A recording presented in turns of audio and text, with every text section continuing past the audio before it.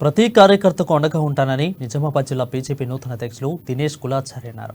తనకు జిల్లా అధ్యక్ష పదవి రావడానికి కృషి చేసిన ప్రతి ఒక్కరికి ధన్యవాదాలు తెలిపారు.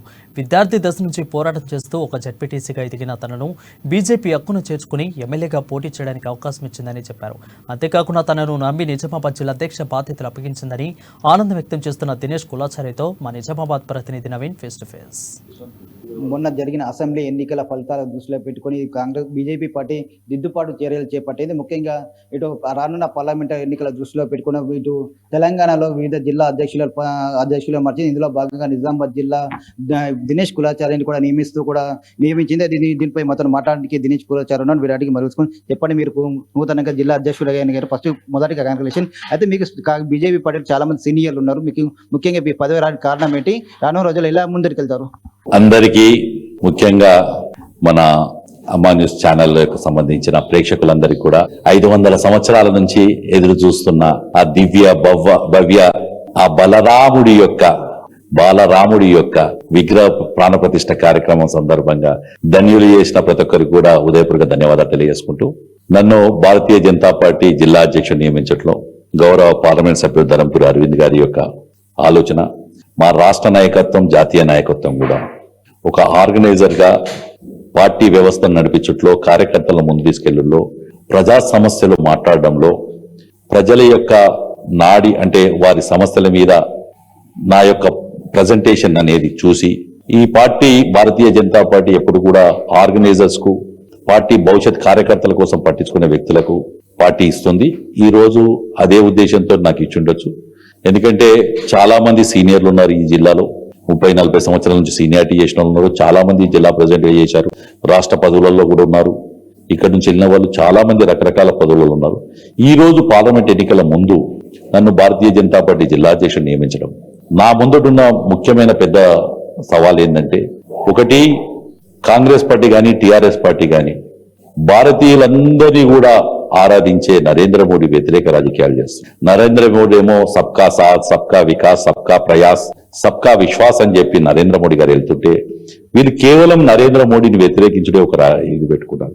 ఆ తరుణంలో నిజామాబాద్ పార్లమెంట్ ఎన్నికలు రాబోతున్న సమయంలో పార్టీ అందరినీ కలుపుకపోయే విధంగా సీనియర్లను, జూనియర్లను, మిగతా వచ్చే యువకులను, ఎందుకంటే 30 సంవత్సరాల కిందట ఉన్న రాజకీయం వేరు, ఈ రోజు ఉన్న రాజకీయం వేరు.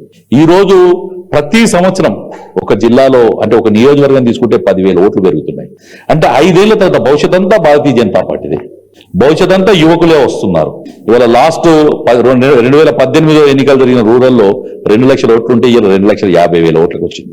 రేపు మళ్ళీ వచ్చే ఎన్నికల్లో 3 లక్షల ఓట్లకు వస్తారు. అంటే యువకులు పెద్ద ఎత్తున వస్తున్న ఈ రాజకీయంలో యువతకు ప్రాతినిధ్యం వహించాలనే ఉద్దేశంతో 50 సంవత్సరాల లోపల నన్ను ఈరోజు జిల్లా పార్టీ అధ్యక్షుడు నియమించుకోవడం, అలాగే అరవింద్ గారు, మిగతా అందరు నాయకులు, ఈరోజు 2 ఎమ్మెల్యేలు ఉన్నారు మాకు, ధన్పాల్ సూర్యనారాయణ గారు, అలాగే రాకేష్ రెడ్డి గారు, మిగతా పటిష్టమైన పార్టీ వ్యవస్థ ఉంది.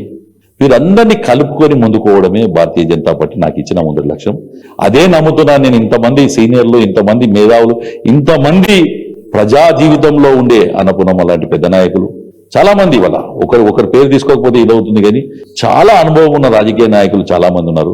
పల్లెంగారెడ్డి గారు కావచ్చు, మిగతా వాళ్ళు కావచ్చు, చాలా మంది ఉన్నారు. వీరందరి యొక్క రాజకీయ అనుభవాన్ని, అలాగే కొత్తగా వచ్చిన యువకుడి యొక్క ఉత్సాహాన్ని, ఈ రెండింటిని కలిపి నడిపించగలిగే నాకు పార్టీ ద్వారా వస్తుందని ఆలోచిస్తున్నాను. అంటే పార్టీలో సీనియర్ నాయకులు ఉన్నప్పటికీ అరవింద్ మనిషి దినేష్ కులాచారి అని పేరు ఉండటం వల్ల వచ్చిందని చెప్పి అంటున్నాం.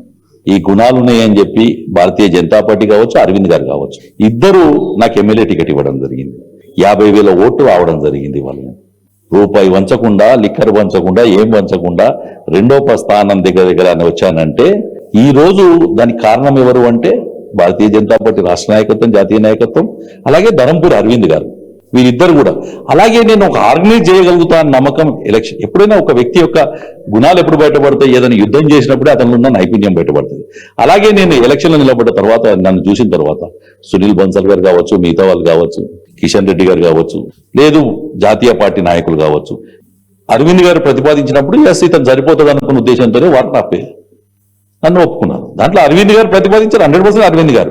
ప్రధానంగా కూడా చెప్తున్న తను సేవిటు పార్టీకి తాను చేసిన సేవలను గుర్తించి కూడా పార్టీ తనకు అధ్యక్ష పదవి కట్టబెట్టిందని చెప్పి ముఖ్యంగా కింది స్థాయి కార్యకర్తలకు కూడా ఒక హోదా కల్పించడానికి ఇది ప్రధాన ఉదాహరణ అని చెప్పి చెప్తున్నారు. రానున్న రోజుల్లో ఖచ్చితంగా నిజామాబాద్ జిల్లా సంబంధించిన బీజేపీ నాయకులు అందరినీ సీనియర్ జూనియర్ అందరినీ కలుపుకొని పోయి మరి కూడా రానున్న పార్లమెంట్ ఎన్నికల్లో బీజేపీ అభ్యర్థిని గెలుపు కోసం కృషి చేస్తా అని చెప్పి దినేష్ కులాచారి చెప్తున్న పరిస్థితి మాత్రం కనిపిస్తుంది. కేవలం మైపల్తో నవీన్.